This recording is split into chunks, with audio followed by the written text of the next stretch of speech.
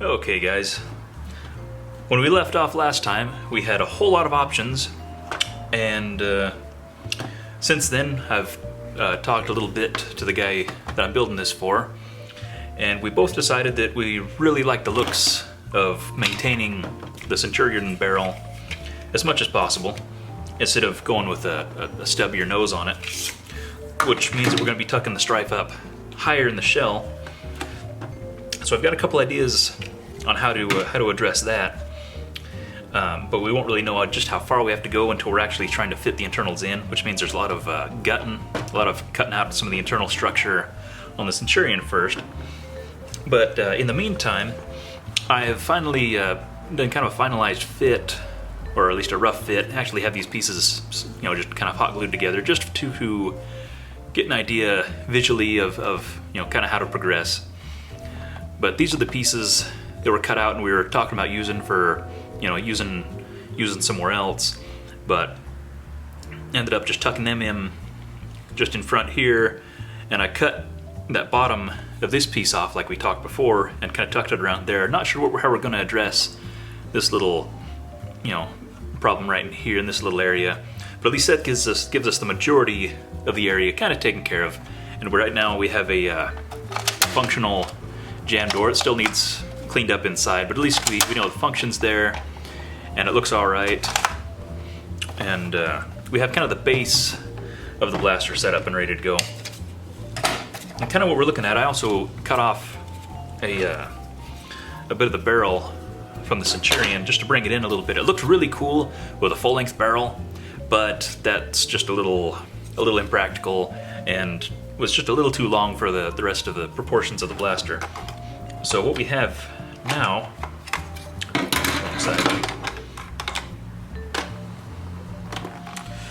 roughly,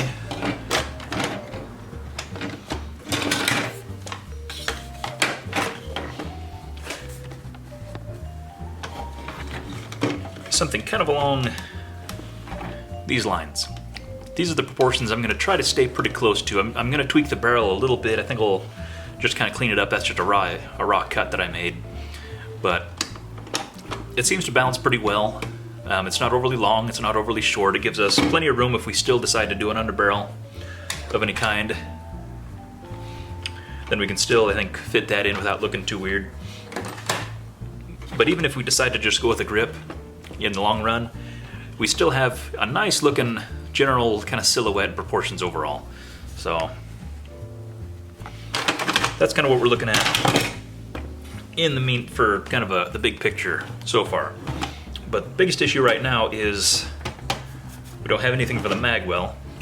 I cut the pieces down because the magwell was, of course, long for the long mega darts, but I sectioned it down a ways and got it a little closer to where it'll kind of fit in that general area. But I think I'm going to wait to actually fit the magwell pieces finally until after we have the Stryfe in place with the magwell of the Stryfe, hanging out the bottom a little bit. That way we know exactly what we're dealing with and can get the dimensions right where we want them. Because I am going to leave, like we talked, the magazine or the magwell on the mega parts just a hair bigger all the way around, so we can do kind of a flared magwell kind of affair. So, like I said, there's a lot of removing of things to do in here, especially in this kind of problematic flywheel area. Gonna just clean that probably all the way down to the shell for the most part and just clean that all out. We won't need to take everything down. Some of these ribs stick out just, a quarter of an inch or so. I don't think that's gonna be an issue with how wide the Centurion shell itself is.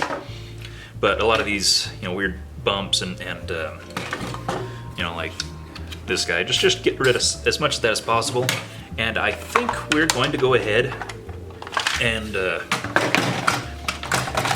since we're going to try to stick the Stryfe trigger to the top of the Centurion trigger, I think we can go ahead and start cutting the majority of the grip out of the Stryfe. Probably cut the very front of the Stryfe muzzle area, cut the front end off, leave enough room around the flywheels, because I'm thinking just kind of eyeballing things of as far as the flywheel clearance in the Centurion shell to get the barrels aligned. We may end up using just this little kind of, you know, front iron sight kind of piece, this little area, just the very top. Might have to poke through the Centurion shell, or we'll kind of see how we, once we're finally cutting and fitting, we'll know exactly what we have to deal with, but that's going to be some real fine tuning to get that just right, because I don't want to cut any more of the Centurion out on the very top here than necessary, because I already like the general picture of what we have. So I think I'm just going to go ahead and probably cut, probably just going to cut a clean line here at the top of the trigger well, and probably just cut it clean back and knock it off right where before this little, there's kind of a little rib in there that'll keep the mag release button from dropping out. But get rid of the majority of that. I'm probably going to go ahead and cut the very top of the Stryfe off, probably down to this this edge here on both sides, just because it's going to fit in tight to the top of the Centurion. So I'm going to go ahead and clear out some of this junk inside the Centurion and start cutting on Stryfe, and we'll see exactly what we're dealing with for fitting it inside.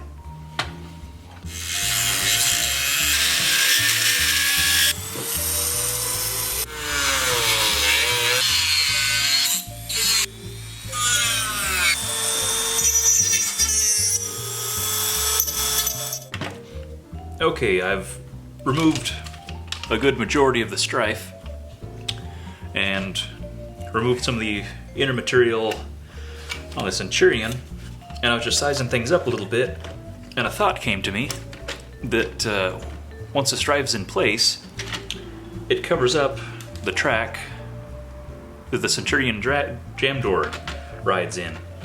So, you know, it sits there, and